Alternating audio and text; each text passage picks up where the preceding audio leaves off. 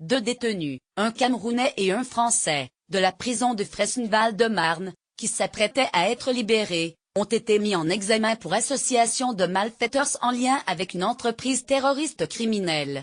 Radicalisés, ils sont soupçonnés d'avoir fomenté un attentat depuis leur cellule. Pour les surveillants, c'est l'affaire de trop. Ils réclament plus de moyens.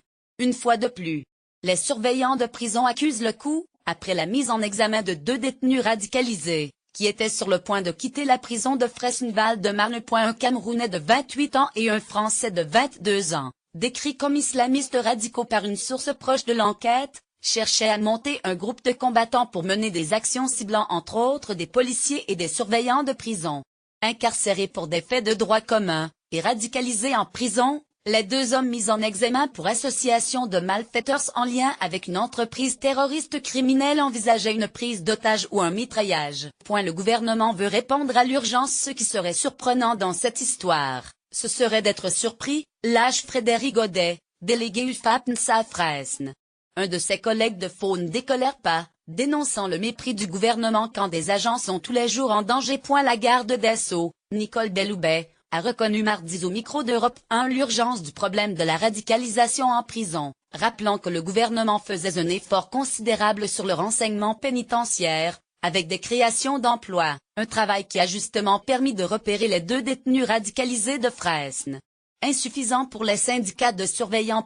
Construire de nouveaux établissements? On a en France 70 000 détenus en flux constant, dont 500 radicalisés est considéré comme dangereux et 2 000 en voie de radicalisation, qui se baladent au milieu de tout le monde, résume Jean-François Forget, secrétaire général de l'UFAP. Face à cette épidémie galopante au sein de la détention, il faut mettre ces gens en quarantaine, estime le syndicaliste, qui plaide pour la construction de petits établissements ultra sécurisés, qui permettent d'isoler réellement les détenus et d'installer une vraie étanchéité avec le reste de la population carcérale. Fresnes, prison pilote. Ce n'est pas le cas à Fresnes, une des 3 prisons de France actuellement dotée d'un quartier d'évaluation de la radicalisation CARE, où les détenus évalués ne sont pas du tout isolés de ceux arrivés là pour des faits de droit commun. Sur les 2500 prisonniers de Fresnes, explique Frédéric Godet, il y a presque 150 détenus radicalisés identifiés.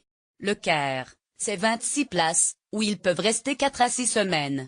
Après, ils doivent en théorie être réorientés vers d'autres structures, mais la vérité, c'est qu'ils partent au compte-gouttes. On en garde beaucoup. Et comme on n'a pas d'unité spécialisée où les garder ensuite, on les remet en détention de droit commun. La situation de Fresnes est d'autant plus exemplaire que c'est une prison pilote pour les dispositifs anti-radicalisation en France. On y a expérimenté, depuis 2015, les unités dédiées, les quartiers d'évaluation, l'isolement.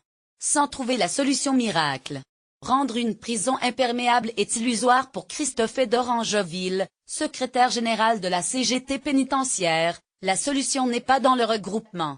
À rebours de ses collègues de Faux ou de l'UFAP, il estime que regrouper des gens qui partagent la même idéologie est dangereux et peut renforcer leur capacité d'organisation. Rendre une prison imperméable est illusoire, insiste-t-il, rappelant que la création des unités dédiées n'avait pas empêché l'agression d'un surveillant par un détenu condamné pour terrorisme à Osny-Val-d'Oise en 2016.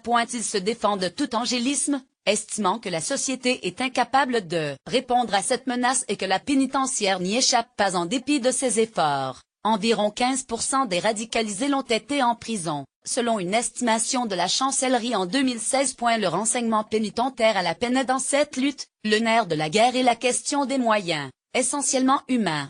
Les syndicats réclament plus d'effectifs et un effort accru envers le renseignement pénitentiaire, qui reste le parent pauvre du renseignement.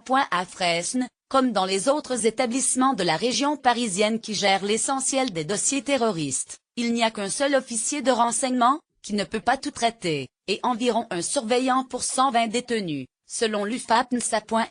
Relève avocats et magistrats spécialisés. Si les profils des revenants de Syrie sont globalement identifiés, le basculement d'un petit délinquant vers le djihadisme reste beaucoup plus difficile à détecter.